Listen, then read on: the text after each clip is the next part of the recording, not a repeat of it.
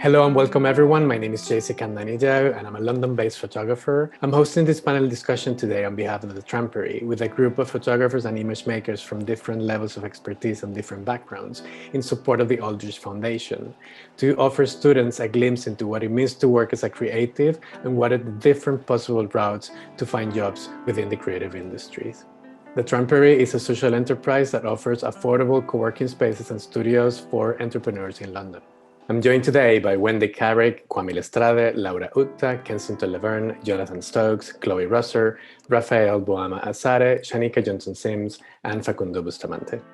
So I'm going to begin by introducing myself. My name is JC Candanillo. I'm a London-based photographer, and I explore human rights, mental health, and national identity, and I try to bring that into my commercial work as well in fashion and portraiture.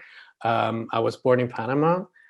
To a Catalan family. And when I was in my early 20s, I moved to Barcelona and sort of had my adult life there. And before becoming a photographer, I worked in a different industry for 20 years as a project manager in telecommunications. So by the time I became a photographer, I was already almost in my 40s and I had just moved to the UK. I knew absolutely no one in the industry. I was completely new to everything photography and image making related. So I basically started from scratch. I had to study photography because I've never done it in a professional manner. I didn't know anyone in the industry, so I had to go to all the networking events possible. I didn't have a portfolio, so I needed to create all these images from zero to be able to go around and show people.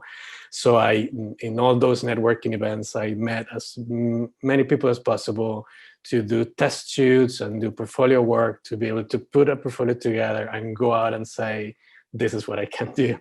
And that is how I started my life in photography. Well, I've been a photographer for 30 years now, this year.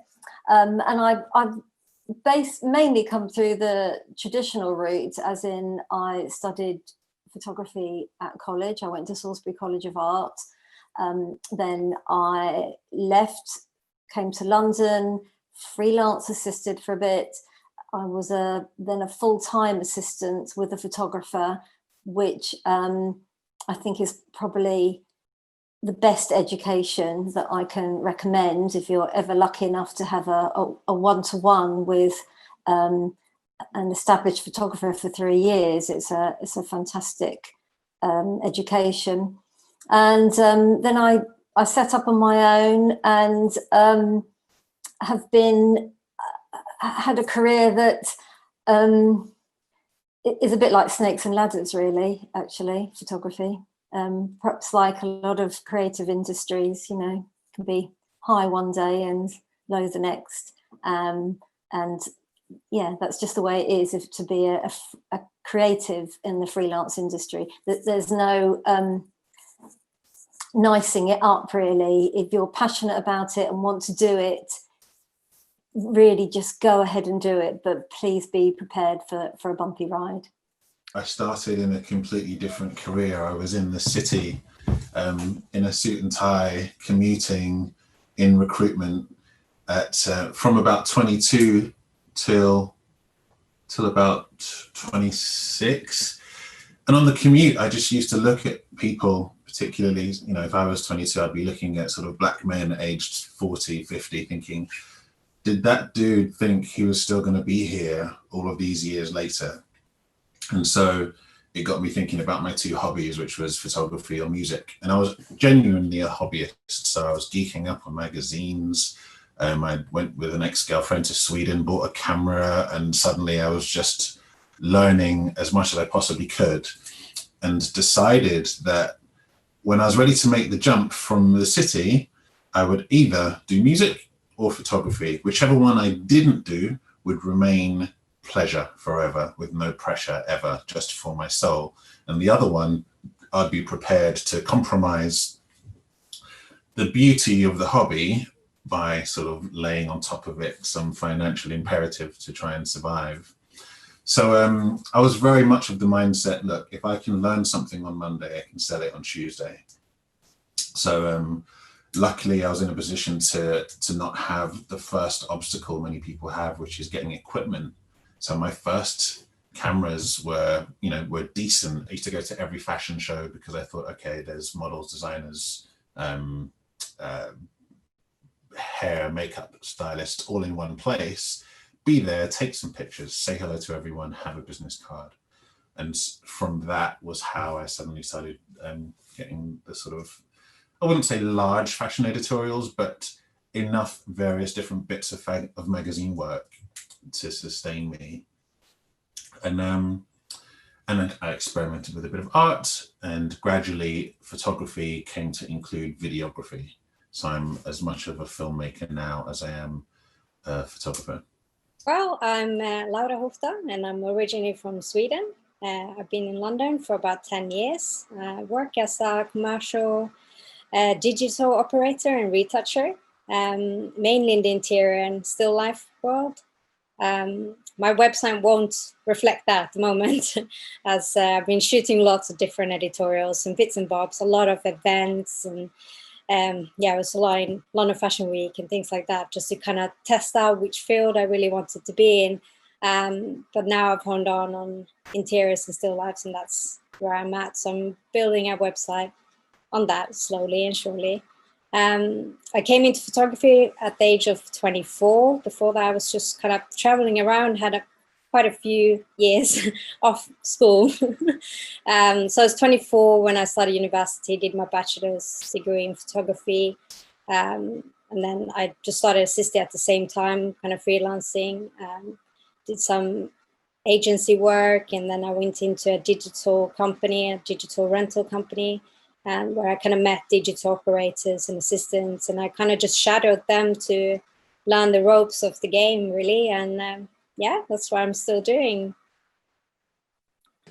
I studied photography at diploma, so I didn't go and do my A-levels. I decided that I'd buy myself a camera and study photography early on. I did that for a few years, and then I went and got my BA and bachelor's degree, went straight from that into assisting, did a bit of freelance assisting, and then, like Wendy, assisted someone full-time for quite a long time. I did that for sort of 8 years, and for the past couple of years, it's been sort of just doing my own thing. And so breaking into the industry and learning what a cutthroat place it can be, really. Before that, whilst assisting and stuff, I did do a lot of fashion shows, which is funny. I thought I might have recognized you, Kwame. So maybe we did see each other at a show or two back in the day. I used to do quite a lot for the British Fashion Council and the New York Times Tea magazine. From that, I sort of realized that I thought I wanted to be a fashion photographer, but I don't think that was what I ever really wanted to be. I liked working with people. It wasn't so much about the fashion. So I ended up moving into editorial portraiture, did a lot for the FT and the Guardian Weekend and things like that. And then the people that I met at fashion shows were also the people that had really interesting designed homes and were into interior design. So I sort of slowly moved into that and found the pace of that a little bit less extreme than shooting fashion. And I found that I enjoyed that a lot more. Hi, I'm Chloe Rossa. I'm a commercial photographer and also a photographic artist. In my commercial work, I do some portraiture. I'm moving more into product photography at the moment and still life, and maybe some interiors.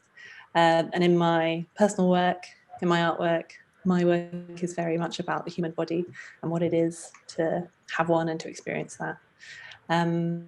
I got into photography by doing a lot of it at school. I did A-level in art. We didn't have photography A-level at my school, so I just did art and then did everything on the camera. But then I went to university. I went to Falmouth University, studied their fine art photography course essentially. And then when I came out, I did an internship at an art gallery to start with, a photography gallery.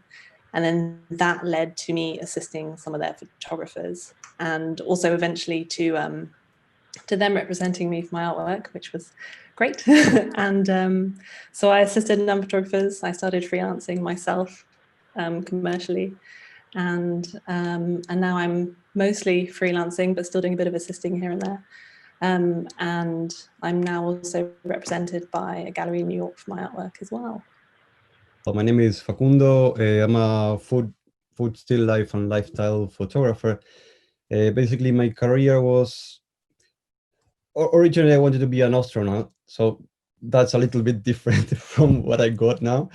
But then I started like filmmaking. I studied filmmaking at university. That was my initial aim. And while I was doing university studies, I started working in different jobs, assisting and doing anything in commercial. I started actually when I was like 18. I started filming backstage of a commercial, TV commercial, and then I started doing different roles within the audiovisual industry, basically doing everything from production, coordination, writing some scripts at the same time, depending who are you working with, and you have some certain gaps that is good, and you can do things and explore, because there's a little gap in a company, for example, that lets you do that. So you learn. I've learned a lot, and I went through different stages in the roles that I've done working back in Buenos Aires, because I didn't say that, but I'm from Argentina originally. So back in Argentina, I developed all this experience in the film industry, post-production. I went through different production companies, coordinating post-production for some films. I've been on stage, on supervising visual effects on set. From there, I've been head of sound post-production for some TV shows that was for Disney Latin America. So you can see that I went through different stages. I guess that it was kind of like trying to find myself in terms of what I wanted, and maybe I was exploring one area, and when I thought it was kind of like enough, maybe I was moving on to something else. When I came to London 6 years ago, I had to start from scratch. So it was kind of like a rebirth and finding myself again, and it was quite hard to sell myself in terms of like what I am. I'm not a photographer, I'm not a videographer, I'm not a post-production technician, but I have the knowledge of several things that they are all involving like audiovisual and storytelling, right? So it was a big challenge, but it was good. After my first year, I started assisting different photographers, and I was really lucky that I found that part to start developing my career as a photographer as well, and growing from there. So it was a big experience, just assisting different photographers. You grow so much, and you learn from different people the different techniques, the different things, how they solve things in a different way, no? Raphael Bomasari, I'm a photographer, and yeah, I just mainly shoot a lot of cinema-focused films, independently mostly, and working with other independent production houses such as New Wave. But yeah, I also do a bit of photography, mainly portraits and documentary stuff, and I didn't like study it in school. I sort of fell into it as school wasn't going well for me, and then I found a passion in the creative industry to then push and move forward in doing what I like doing. So yeah. So hi, I'm Shanika Johnson-Sims, and I'm a filmmaker and writer. I started my career off as, well, I wouldn't say as a child actor, but I did acting lessons because my mom was like, you are too shy to deal with. And through kind of acting and reading the monologues, I started to write my own because I couldn't relate to the ones handed to me. And I was doing that as a kind of passion after school, or instead of doing homework. Would recommend that. But I decided that I really wanted to focus on that. I went to college, then I went to uni, the University of the Arts London, LCC campus. That's where I met Raphael. And I kind of dealt with kind of being scared and shy to really push forward with wanting to direct. I kind of stayed behind writing because it felt safe to me. But then Ralph and I paired up on our second year film, and that went well. It got screened in London, Europe and North America. It toured film festivals. And from there, we've been working independently. Our feature film is coming out later this year, well, December. Yeah, the year's nearly over. Yeah. And also as a writer, I work as a copywriter. I work with brands in New York and advertising agencies, helping them write copy for social media as well. So anything creative, I love to do. Yeah, I'm John Stokes, and I've been shooting now for quite a long time. I did a bit like Facundo said, it's sort of overlapping with assisting. You sort of assisting and start shooting yourself at the same time. But I guess I had a quite traditional route into photography in a way. I sort of, at my A levels, I didn't really know what I wanted to do. So I did a breadth of different, I did like computers and biology and maths, and then I took photography as a bit of a DOS subject, a bit of an easy thing to do against other academic topics. And it was actually my teachers there at A level which like really inspired me. I had the most fun and they were the most engaging, and I was just like, they exposed me to like, oh wow, this is actually a really cool thing to do. And I just really fell in love with it and sort of failed everything else and did quite well with the photography. So carried on and went to university to do it as a sort of conceptual arts degree in a way, with photography minded, but sort of did that, had a great time, and then moved to London, started assisting. Do you guys think that one needs to go to photography school or to filmmaking school to be able to work in the industry? I would say that is not a necessity, but it does give you room to sort of learn and also go at a slower pace. Because if you go fully independent and let's say like you're 18 and you don't go to uni, then you're fully on your own. You know what I'm saying? You, like, if you literally don't go out to look for jobs, it's going to be quite hard. Not say it's not possible, like it's doable, but you really have to be hungry for it and, you know, really be persistent. Whereas if you go uni, you can, a lot of people do sort of like take it a bit chilled because you have lecturers to push you. The deadlines for the project. Deadlines for the projects. That's helped out a lot of people that we've you know, teamed up with. Myself actually, like I feel like if we didn't have a deadline, I'll still be working on some of the films still now. You know, keeps you accountable.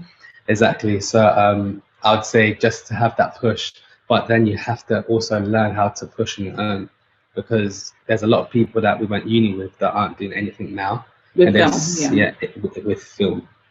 And they see what we're doing and they're just like, oh, but like, what did we do different? So and so and blah, blah, blah. And I just feel like it's all good going uni and listening to the lecturers and stuff, but you've got to learn how to use your own head and make films outside of uni, you know what I'm saying?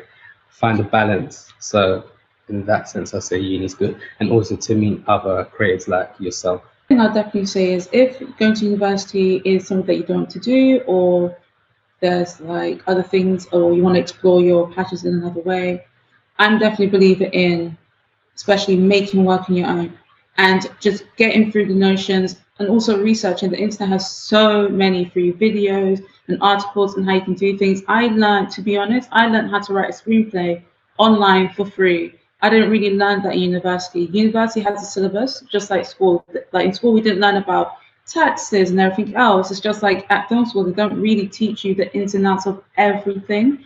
So if you want to learn about how to create a pitch, how to make a short film, these are things that you can learn online. You can make them on your phone, and then you can edit them, and then you can just keep on doing that until you feel confident enough to then collaborate with other people. Work can be shared online. You can host your own like screenings. You can then create your own awards. There's so many things that you can do within your own community that doesn't have to be, you don't have to get this certificate at the end with a stamp that says you went to uni.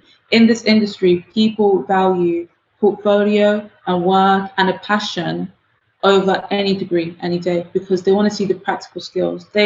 Most people can sit in a classroom and attend classes for 3 years just to pass. That's quite easy. The hardest thing you can do is actually create work, push, get it seen by people, recruit, whether it's your friends or professional actors. That's the hardest part. So even in this industry, yes, it's great to go to uni because you have that safety net and you have a community essentially, but you're paying for that community.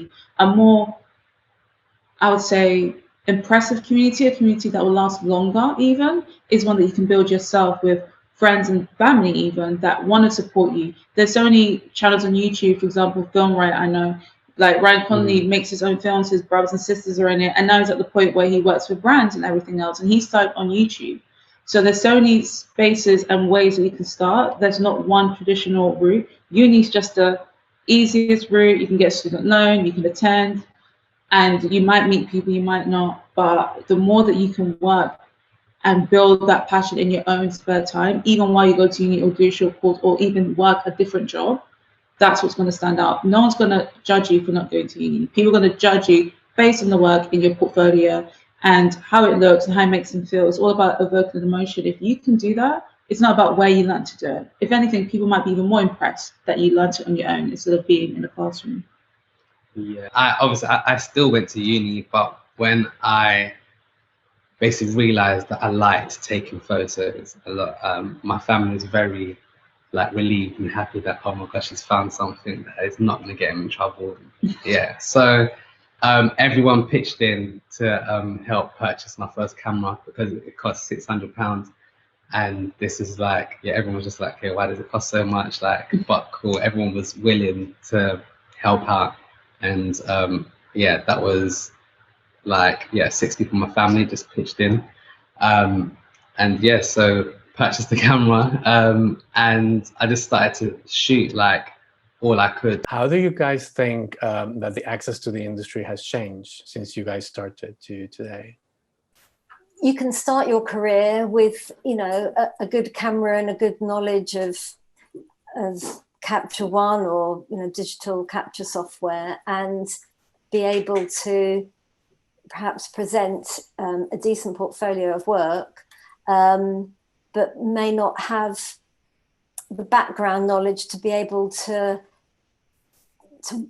perhaps professionally work on a set. You know, you might be lucky enough, you go and see a client and they give you a job, and I've seen this before, and then people are kind of like running for the hills. I've got a job, what do I do? Because you perhaps haven't learnt just some simple basic skills of how to be on set, you know, how to work in a studio. Like expectation, like you say though, about sort of, I remember when I had my degree show at the end of degree, and then we had everyone chipped in and we had a show in London, and lots of people just thought like, wow, this is it, this is my job interview, and they thought there was going to be a queue of people at, you know, outside the gallery begging to get in and give them all a job. And then it's obviously, that was a bit of a hard reality for them to realize that no, it's just your mum and dad are coming actually. But anyway, I think our industry is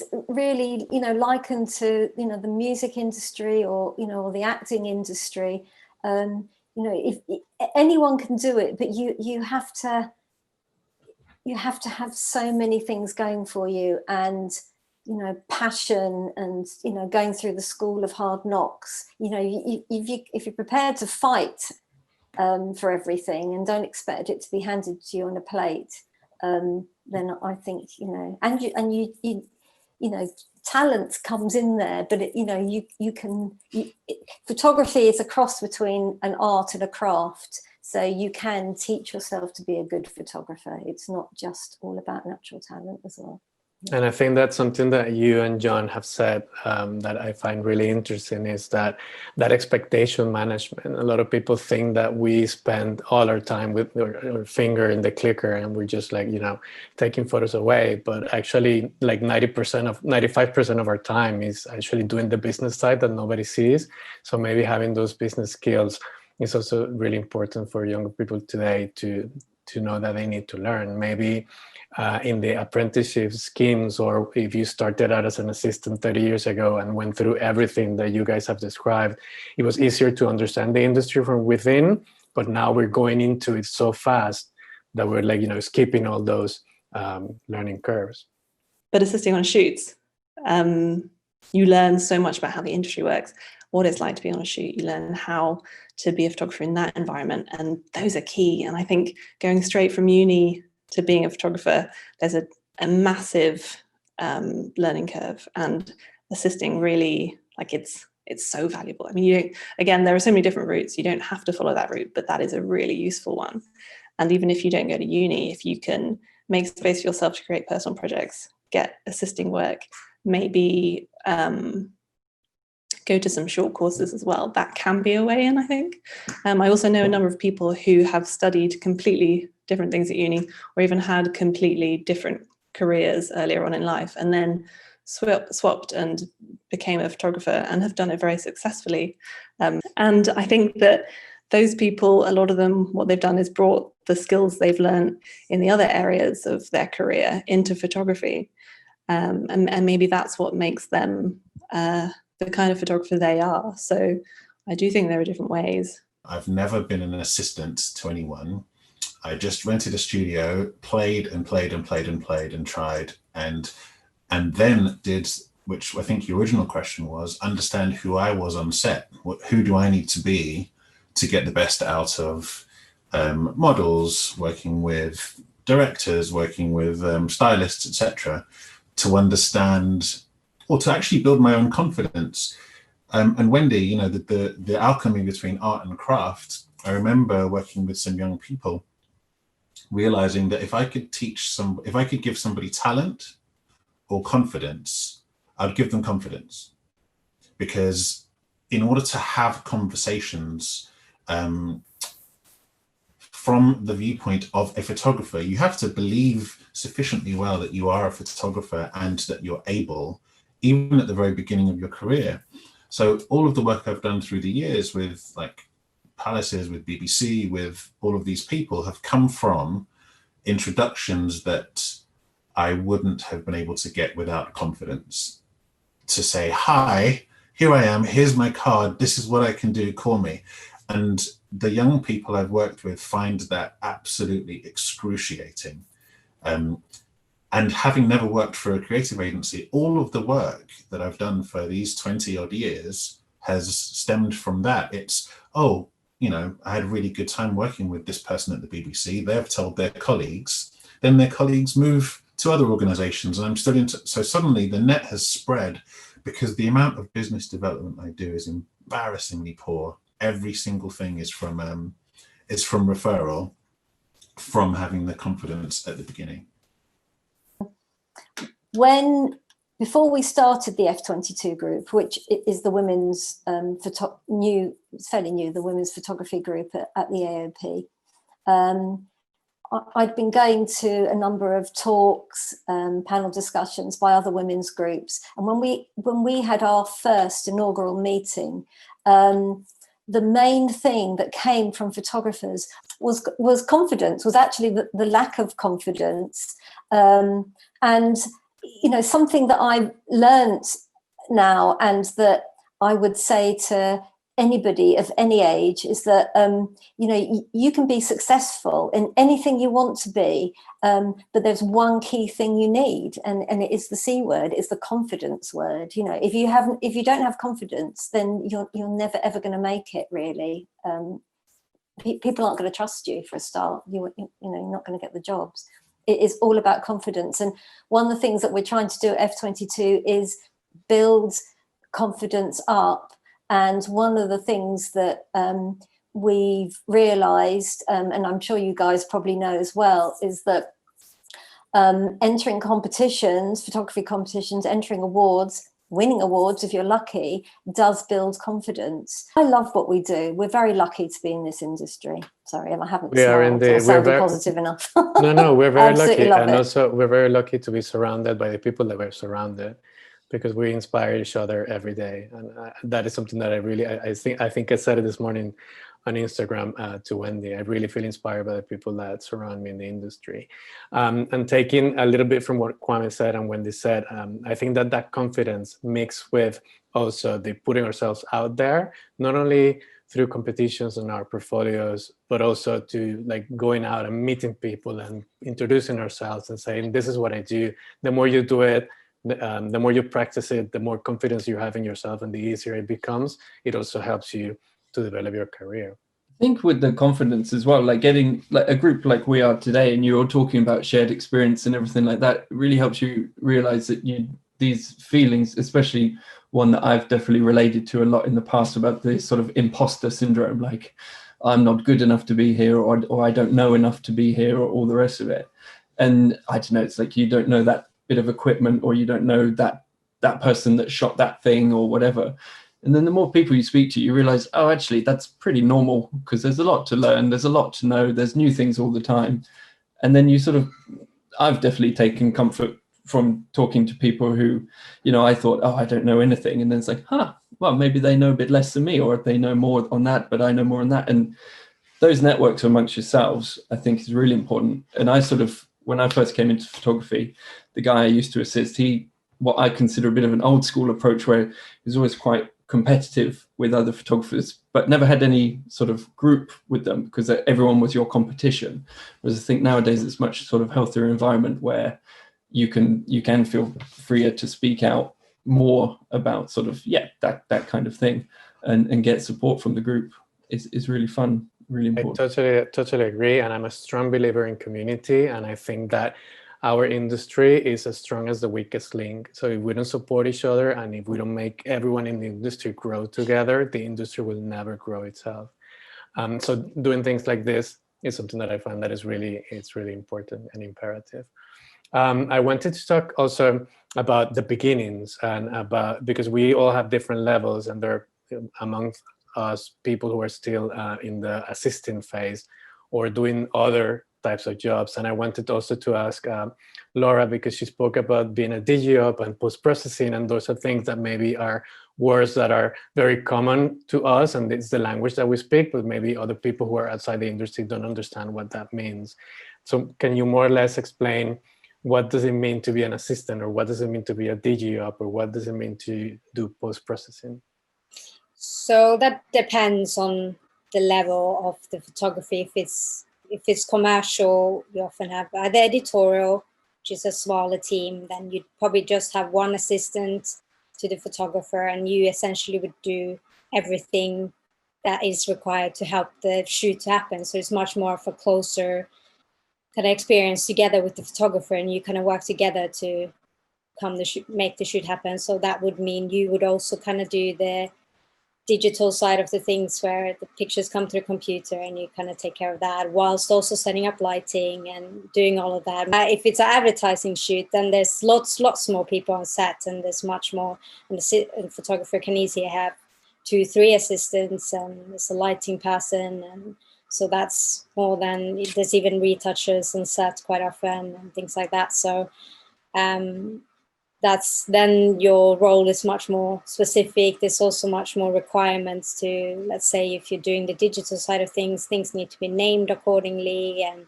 if it's a catalog shoot, things often have names, and so you have to know your way around. How do you do it when you're transitioning from assistant into full-time photography to create a portfolio of your own work that then you're going to use to be able to look for clients in the future? I think it's very useful to do tests.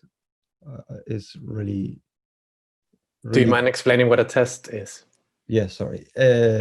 Testing, I used to meet with, in my case, I was more into food photography, so I used to be in touch with some food stylist assistants that maybe they were willing, or they were in the same stage as me, that I wanted to go to the next step. So we used to meet and prepare a shooting just for us and for our portfolio, and for building our portfolio.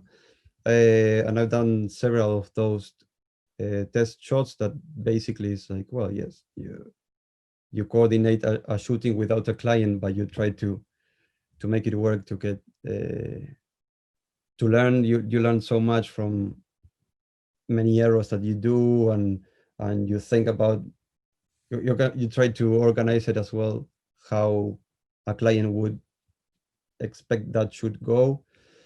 I think it's a good idea. It's a good thing to do for building your portfolio, and then from there you start building even your confidence.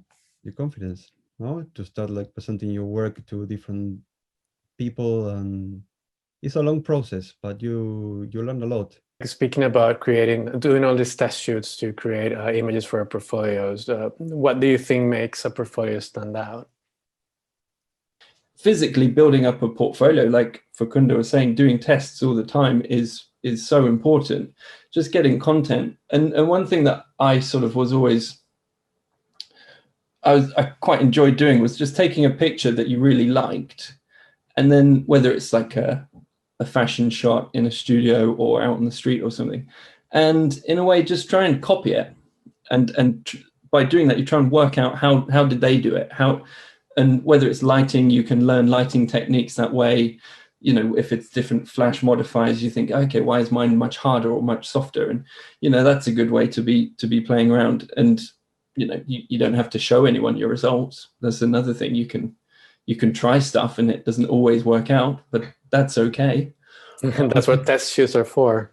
Yeah, I exactly. think that building a portfolio is something really overwhelming as well when you're starting out, because you think that you have to show everyone everything that you know how to do, and you think that that is what a portfolio is for, and then you end up with like 40 images that have nothing to do with each other, and you're just showing, this is what I can shoot. When I wish that someone would have told me at the beginning, if you just show 10 images that look like they were shot by the same person and go well together, is way better than 50 images that look like a million different photographers, right? You need to build your own level of kind of intensity, and need to build that skill of finishing something, starting something on your own. If you only make work because you're being paid or because the teacher's saying you're not going to pass the class, that probably shows that there's not that true desire to do it. So that's why personal projects, a lot of the personal projects we made, those are the pieces in our portfolio that clients kind of are drawn to and they like, because you can talk about them better. It's not something that's too abstract. You can set the rules, and that's where you really can find your voice, because when you fail in a different way, and it allows you to learn more and it pushes you. So really try and find the skill of starting something on your own and finishing it. It doesn't have to be a quick turnaround, but that practice of setting yourself tasks and building your own portfolio with self-initiated work, that's what's going to make you stand out.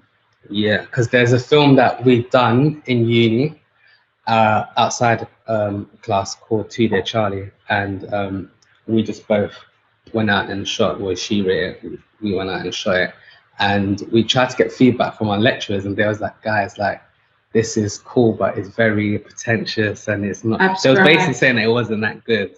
But then a week later we got hired from a creative agency to create other films just like that, and we actually got paid a lot of money. I was thinking, yeah, we're big now, but yeah, you know what I'm saying? So like, it's just something to learn that other people might not like something, you know what I'm saying, but it might fit in another market.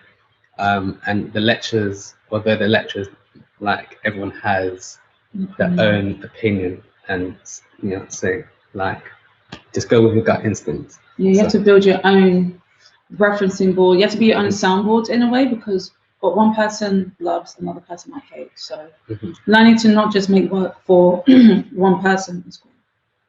This is brilliant. I'm a true believer in doing personal work because, like you guys have said brilliantly, it shows the type of work that you want to do and not the type of work that you're hired to do, because not a lot of the time those two things are the same. I was shadowing a director, and I would bring my camera everywhere and just take photos or whatever I could. And he'd be like, why are you doing that? Like, it's weird, blah, blah. And then he saw my portfolio and he was like, these photos are amazing. Like, these photos are like, how do you take these? Because I'll shoot sometimes from a moving car. I'll just see something, shoot. And he'd be like, you can't take good photos like that. And then he saw my photos and he was like, these photos are amazing. These photos are amazing. And I was like, these are the photos I was taking when you was like, you can't shoot from a moving car. Like, that's weird. And then obviously he had to, swallow his words and be like, okay, so he's wrong. So like I said, like, you've got to literally just, go with your gut instinct again and just do what you can. Don't worry about feeling silly. What I would suggest is just trying lots of things. So looking at the things that you like, maybe keeping a record of like a scrapbook or a folder on your computer, or maybe making a personal blog or an Instagram account. So just like somewhere to collate all the images that you like, and they don't have to be, if you're a photographer, you don't have to just be inspired by photography. Like there's a lot of sculpture and other artists whose work I really love and get a lot of inspiration from. So collating all this kind of imagery that you like, but then also experimenting, because if you don't try out all the things that turns out you don't like, you're not going to find the things that you do like. And I think through trying things out and then going back and looking at them and seeing what it is that you like about them, you start to figure out what you like more, what your style is. And the more work you make, the more it's going to become clear. And definitely I found that over the years in making a website, when I left university, I made a website right at the end of uni, and it had like a whole variety of work on it. And, looking at that, you would see someone who was a photographer who wasn't I didn't have a very clear vision of where I wanted to go yet. And I think that's very common, that when you first put work out, it's less defined what you want to be. And then as you realize more and more the kind of work you want to make and the style you want to be working in, then what you're putting out there becomes more defined. And so over the years, my website, which is my online portfolio essentially, has become more and more of a certain style, more defined, more like you can see me in a way in the images more than you used to be able to. Yeah. I don't have, I believe, a style, and I don't think I ever have. And so I think it's a really important point that young photographers or people starting up at least understand that they could have a style, but not exclude themselves from other work because it doesn't quite fit in, because your style might change, just.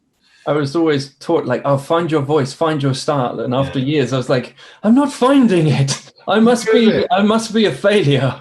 Right. I think that the funny thing is that we spend all our careers looking for our style and our voice, but we are the last ones to know when we have found it. Everyone else notices but us. So that is what makes that so difficult. And speaking of that, Laura, you were talking about the different roles on set. What do you think a good photographer needs in terms of skills? Positivity. I think it's really important, because it's very easy on set, if things aren't going right, to become really quite stressed out. But you should never really try your hardest to not show it. I was on a set with someone who is very good at dealing with the client, even when things are going wrong and the client is suggesting things that it's not going to work, but he always goes, anything is possible, and he makes that positive aura in the air, and that helps, because in the end it's not just you as a photographer, it is a whole team of people majority of the time making and putting things together to make it happen. And in the end, it's the client paying for all of your time. So no matter what they say, they are right. And you should always stay positive and try your hardest to kind of get to a happy kind of middle. You want to obviously take the pictures you want to take and do it in your style, but it doesn't always work out that way. But also just bearing in mind that you are a team, that it's not, there's a lot of photographers who are just a little bit, they're not nice to work with, so they're not going to get hired. Doesn't matter, there are obviously some people do get hired because they take great pictures. But if you're starting out, it's really important to just be nice, but confident. You know what you're doing, but it's still just very important. It's lovely. Everybody wants to work with nice people. But I also think it's really nice to create that kind of network. I think a lot of photographers see other photographers as their enemies, but it's not necessarily the case. I think it's really important to create a network of other photographers that you can discuss things with, and you can have, you need that network, because as a photographer, it's very easy to become isolated and very lonely. So a lot of the time you're not on shoots. A lot of the time you're at home just trying to figure things out and marketing yourself and doing all that. So it's just nice to create that network for yourself where It's such a simple thing, but at the same time so difficult, right? And I think that this plays into that confidence. When you're not confident, maybe you don't react in the best manner, and you see everyone as your competitor instead of seeing them as your peers, and that everyone together is trying to make this industry better. And if you bring down the mood in the set, because we're all a team and we're all trying to create an image together, then everyone goes down with you. So it's I think it's really important what you're saying about being nice and not burning bridges. You never know who the people working with you in that set, be it the 10th assistant or be it the creative director. In the future, you might run into them again, and they might be the people giving you the opportunity. So definitely that's sound advice. I'm going to tell you guys, in case you didn't know, that there is, in 2018, this is a statistic from 2018, women photographers were only offered 2% of jobs from advertising agencies. That's how bad it is. Most photography students are made up of women these days. There's at least 80% of all students are women, but that doesn't equate into the industry. Can I just poke in and just say, if there's any girls or women listening to this, don't be deterred by that fact that there's a majority of men in this industry. And I've had several photographers turn me down because I'm, first of all, female, but I'm also very small. So they look at me and they think that I can't lift those HMIs onto the stands. And maybe I can't, but I will get somebody who will do it with me, because that's most people will do that anyway, because HMIs are really heavy. But a lot of the time I've just gone in and said, look, I can carry it. I have a lot of willpower and I can do it. You just have to have that confidence and prove them wrong.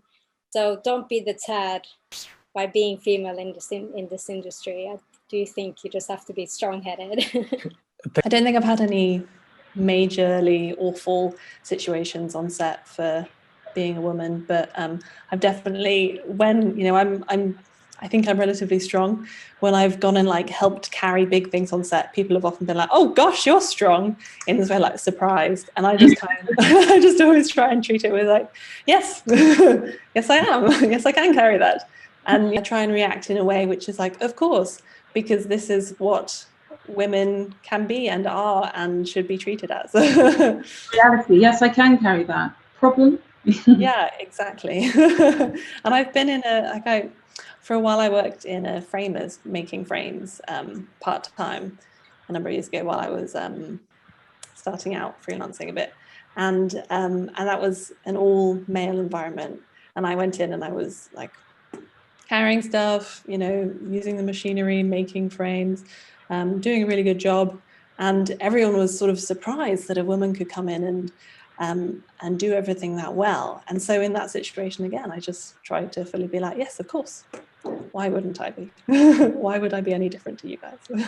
For women, you just got to step forward. You've got to step forward in a much bigger way. I think you've got to really be noticed and try and gain that confidence. It's just the confidence that will hold you back. So just gain confidence and push yourself forward. The jobs are there to be had, but there's still a fight to be had as well. So hopefully by the time you guys, I'm talking to the audience here, are out there, that the statistics will have improved somewhat as well. When I have my own sets, regardless of gender, race, or anything else, I make sure that everyone's treated equally. People feel like they're having a good time, and provide an environment where people can learn and voice their opinions. When I'm in a position of working as a producer, or when I'm leading the whole production, that I can then ensure that all my head of departments, that everyone working knows from the get-go, this XYZ type of behavior is not accepted. And hopefully going forward, that can then allow other people to stand up when they're leading their set. Treat people equally within reason, and also just treat people as human beings at the end of the day. And that's what it's about. It's not about male, female, race, or it's just about treating people on a base level as a human being, how you want to be treated. Just like you mentioned before, like treat people with kindness. Treat people how you want to be treated. Just the basic teachings that you learn as a baby. And then going forward, everyone will feel happier, safer working on set as well. Nobody wants to be shouted at. No one wants to be left carrying all the bags, but everyone wants to help, because being on the film set or in any production is like being a part of the community. And if you feel like you can't actively participate in that community, you're going to be left to feel shut out or shunned, because other people might be thinking, wait, why are you not helping in the same way that I'm helping? And there's so many other many conversations that happen. So ensuring that you're part of the change you want to see is the best way going forward, I believe, as a woman in the industry.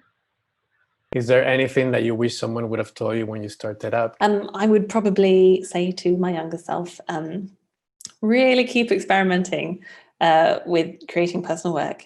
I remember when I was at uni, we had access to studios, loads of equipment for free. I mean, it was amazing. But then, I used it sometimes, but I definitely wish I'd used it more. And I wish that I had, I had loads of ideas that I really wanted to try.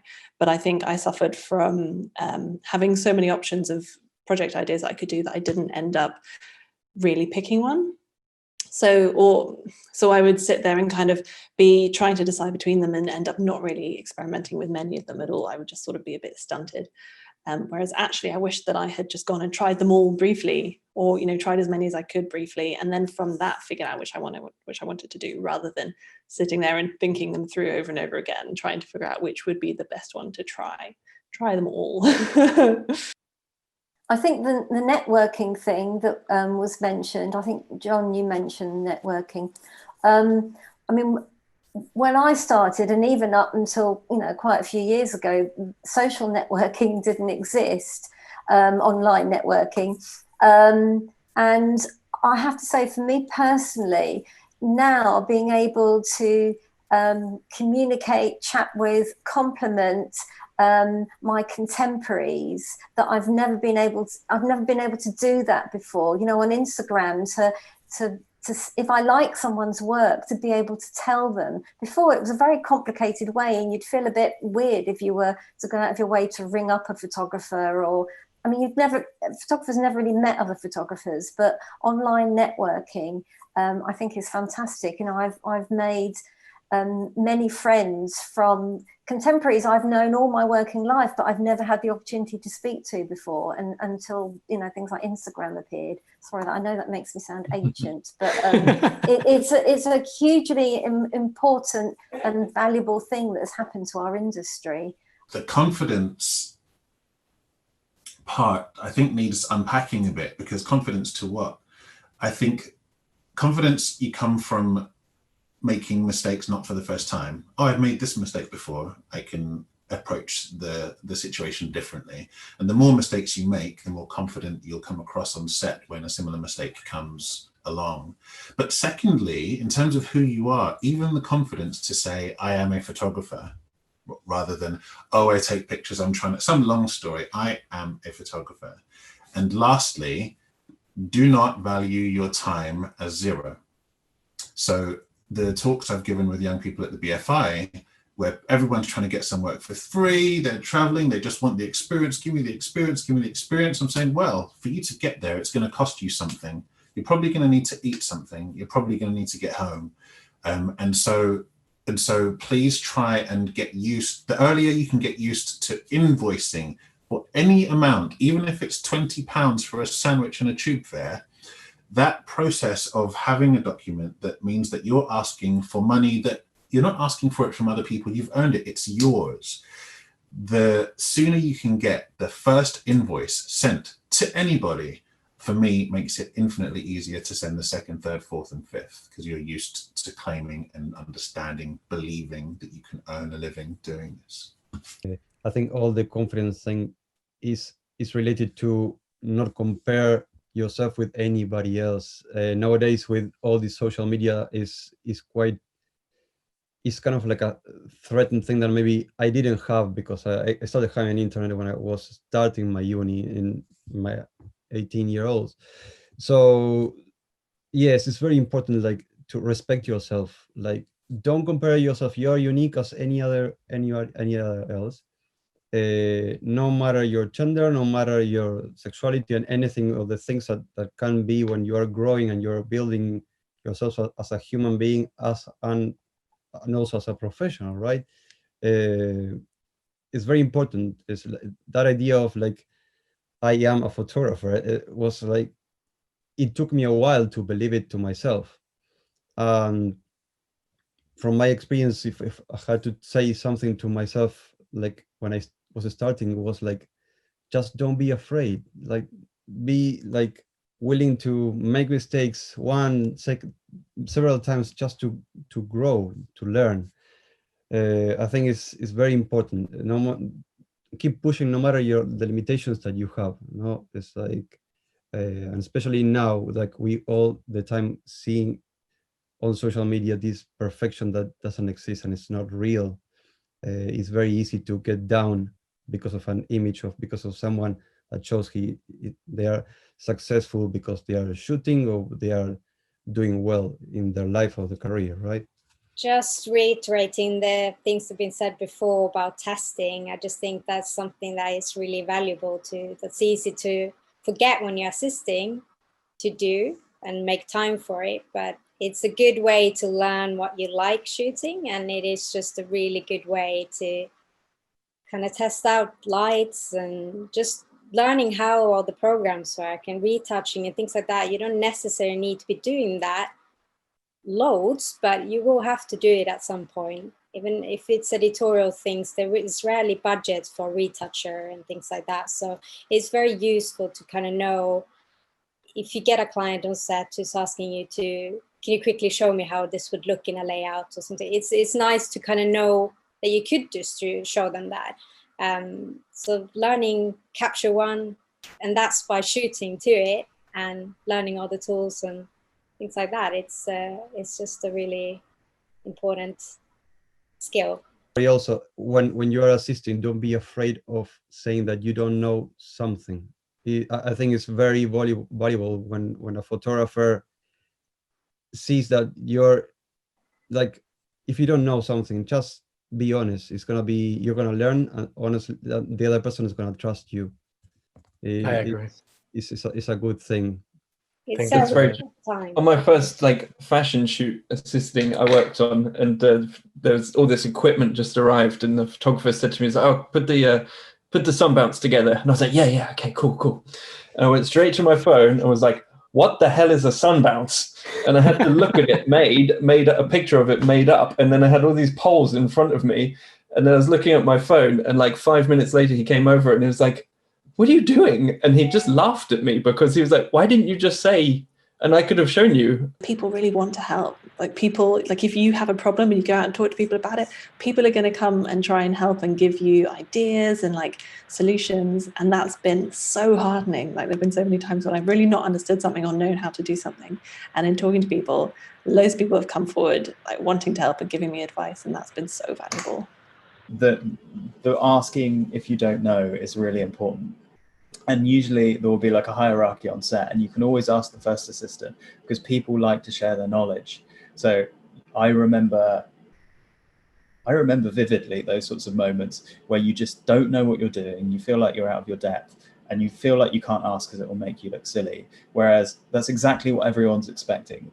In the photography industry specifically, there are hundreds of new bits and bobs that come out every year or so, and nobody knows how to use everything. And as you grow, get a bit older, you'll learn that when something new turns up on set that you don't know, you pop it out the box and you go to the other assistants and you're like, wow, what's this? This is new. Who knows who's used this before? And it can be quite a joyful experience. Just because you're new doesn't mean people will be willing. I agree. And I think that this goes back to what Shan was saying before about community, how we are all constantly inspiring each other and supporting each other. Yeah. And I think that we have an image as an industry that people think from the outside that we're all divas trying to compete against each other. And in the reality is that once you're inside the industry, you do find a lot of really supportive people who actually want other people to strive. And I think that is something really important that we should also encourage other people to do. Yeah. So I'd say finding that balance, like with everything, is you need to have a good balance of like work and play, and you know what I'm saying, looking after your health and stuff, because again, when I first started out, I would be on my iMac 24/7 trying to learn, trying to just do extra bits and just move forward, which is a good thing. Yeah, because you want it so bad at that point. You just like you want to absorb everything. Yeah. But it can also be quite toxic and bad because it's not only that you're obsessed with it, which is good to be obsessed with your craft, I'm saying, but you need a balance because then you could then fatigue yourself really badly. And also you can bring that trait onto your work life. So when you actually do start working, you don't take breaks. And that's something that we suffer from. I say we suffer from because like sometimes we could be on a job like literally 8 hours a day and be on the computer editing. I'm like, wait, we haven't even taken a break at all. Like, No what food, are we doing? nothing. Yeah. That is, I think it's bad because then, you've got to look back at your jobs that you've done and really be like, yeah, I really enjoyed that. That's how you live a happy life, I'd say. Like, you've got to really enjoy what you do. And I do enjoy what I do, but I just have to remind myself to take breaks. I would like to thank the Trumpery for allowing us to have this discussion today, and to all the panelists for such beautiful advice and words of wisdom. I hope anyone watching can learn as much from them as I've learned today.